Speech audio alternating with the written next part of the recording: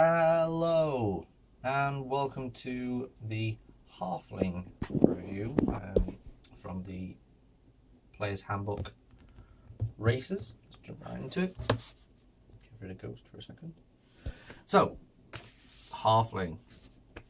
This is one of their four, I guess, main races, same as the Dwarf and the Elf and the Human.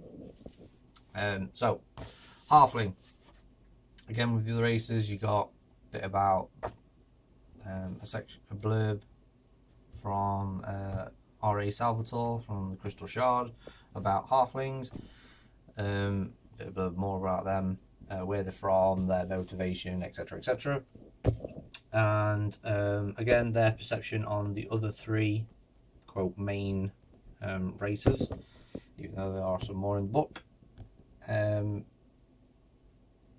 And then some bits about the names as with the others, so male, female and family names. As far as suits more like humans, there's nothing too different really, not like elves having different names as children, etc., but it's quite nice. So, Halfling traits. So, section on your default traits and there as well, and then two small bits about your subclasses. Now you get dexterity bump +2, halfling age reach their adult at 20 and generally live lives into the middle of his or her second century, so they do live twice as long as humans, which is cool. Alignment, so it gives you a general direction that half elves mostly go towards lawful good. I guess it depends on how you want to play. Size, you're quite short, so average is about 3 foot and you weigh about 40 pounds, so about half of everything of like the average human. But your walking speed is 25 because you are smaller, and you are classed as small on your size as well.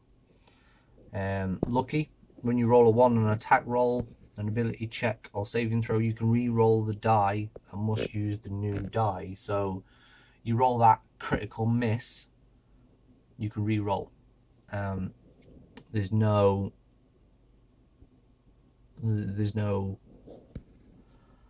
restriction on that, so you don't have to have a short rest or a long rest or anything. You can use that all the time, but you have to use the new roll, obviously. So if you're unlucky to get 2 critical misses in one, you still miss.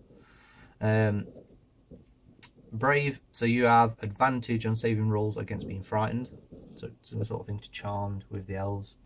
Halfling nimbleness, you can move through a space of any creature that is the size larger than yours. So any creature that's medium above, you can move through their space if you want to. I guess you can walk through their legs.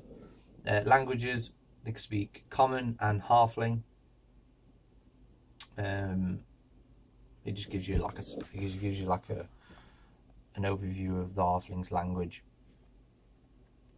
Sub races, so you've got Lightfoot and Stout. So Lightfoot, you get +1 to Charisma, and naturally stealthy. You can attempt to hide even when you're obscured only by a creature that is at least 1 size larger than you. So if you move into the same space as someone that's a medium and above, you can attempt to hide behind them.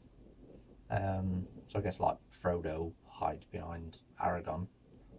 You can hide from people behind them, so they obviously won't know that you're there, which is probably good for rogues if you have a Lightfoot halfling rogue. So Stout gives you another bit of blurb. It's quite short compared to the other ones. I wish it would have been a little bit longer, but I guess that they didn't feel they needed to spend that much time on halflings. You get a +1 to your constitution, and you gain advantage on saving throws against poison, and you have resistance against poison, which is quite nice.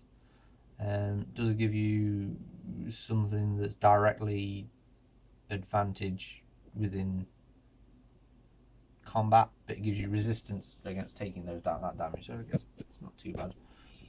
Personally, I'm not overly impressed with the Halfling class. Probably would have not so much a void, but if we already had like an Halfling or an exotic race within the group, I probably wouldn't roll a Halfling, just to add a little bit of flavour. But nonetheless, it's very good. Some roleplay possibilities in there. Again, put your comments below. Let me know what you think. It's nice artwork as well. Mouse. Let me know what you think. So yeah, that was a Halfling. As always, happy gaming, good luck, and keep those rolls high. Laters.